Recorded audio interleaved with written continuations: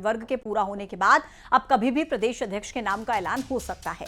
अध्यक्ष की दौड़ में कई नाम हैं, तो कई पुराने दिग्गजों के नाम भी सामने आ रहे हैं और कई नए नाम भी सामने आ रहे हैं। अनुमान यह भी है कि हाईकमान मुख्यमंत्री की तरह प्रदेश अध्यक्ष के नाम पर सबको चौंका सकता है, या फिर अध्यक्ष के चयन में जातिगत और क्षेत्रीय समीकरण का भी ध्यान रखा जाएगा।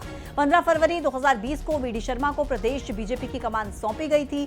15 फरवरी 2025 को उनके कार्यकाल को 5 साल पूरे हो गए।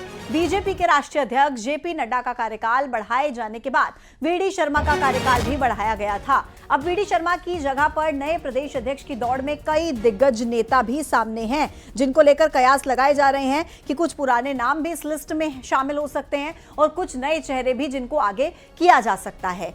जो नाम इस दौड़ में चल रहे हैं वो भी आपको बता देते हैं। अब जाति का इसमें, वर्ग का इसमें खासा ख्याल, जैसा कि आपको बताया, हमने रखा जा सकता है।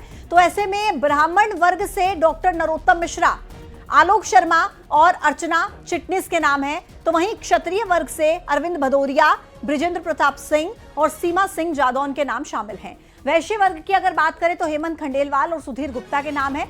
आदिवासी वर्ग से गजेंद्र सिंह पटेल, फग्गन सिंह कुलस्ते, रामलाल रौतेल और अनुसूचित जाति वर्ग की अगर बात करें तो प्रदीप लारिया हैं और लाल सिंह आर्य हैं, जिनके नाम इस दौड़ में चल रहे हैं। अब देखना होगा कि किसके नाम पर फाइनल मुहर लगती है। कयास है ये, कई नाम जो चर्चा में इस वक्त चल रहे हैं।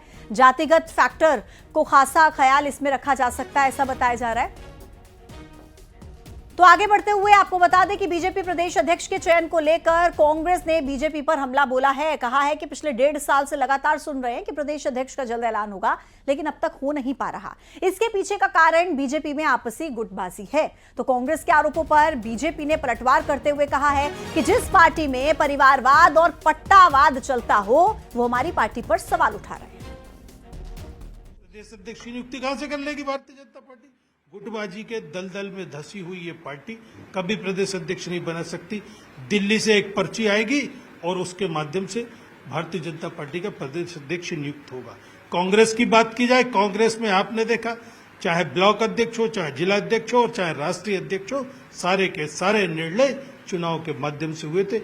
ये देखिए, कांग्रेस पार्टी जो अलोकतांत्रिक तरीके और पारिवारिक वंशानुक्रम के आधार पर काम करती है, भारतीय जनता पार्टी की पारदर्शी और लोकतांत्रिक व्यवस्था को नहीं समझ सकती। हमारे यहाँ पर लगातार एक संगठनात्मक प्रक्रिया है जिसके तहत बूथ से लेकर के राष्ट्रीय स्तर तक का निर्वाचन की प्रक्रिया को संपन्न किया जाना है।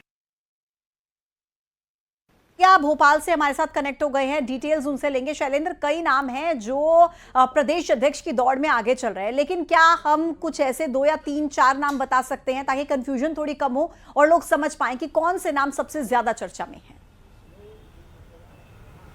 देखिए, बिल्कुल मैं आपको बता दूं कि जिस तरीके से मध्य प्रदेश का 2023 में जब से सरकार बनी तब से इतिहास रहा है कि मध्य प्रदेश का जो सरकार का मुखिया है वो ओबीसी वर्ग से रहा हो, चाहे वह उमा भारती हो, बाबूलाल गौर हो या इसके बाद शिवराज सिंह चौहान और अब डॉक्टर मोहन यादव। और जिस तरीके से अगर मैं अध्यक्ष की तरफ जाता हूं तो अध्यक्ष में ये देखते हैं कि सवर्ण वर्ग से ही हमेशा अध्यक्ष रहा, चाहे राकेश सिंह, नरेंद्र सिंह तोमर 2 बार अध्यक्ष रहे हैं, प्रदेश अध्यक्ष वीडी शर्मा हो या फिर जो है वो और भी जो कई अन्य नाम, नंद कुमार चौहान की बात हो या प्रभात झा की बात हो, तो सामान्य वर्ग से अध्यक्ष हमेशा रहा है क्योंकि ओबीसी वर्ग से प्रदेश सरकार का मुखिया रहा है। तो ऐसे में सबसे अधिक जो कयास अगर लगाए जा रहे हैं या ये माना जा रहा है कि सामान्य वर्ग से ही कोई अध्यक्ष हो सकता है, तो हो सकता है कि वो क्षत्रिय वर्ग से भी हो सकता है, वो ब्राह्मण वर्ग से हो सकता है, वो वैश्य वर्ग से भी हो। लेकिन जिस तरीके से लगातार आदिवासी जो सीटों पर जो है वो सरकार का फोकस है, बीजेपी का फोकस है, क्योंकि अगर मैं बात करूं तो मालवा निवाड़ में जिस तरीके से बीजेपी को अप डाउन जो है वो देखने को मिलता है, खासकर एससी और एसटी वोटर्स के बीच में,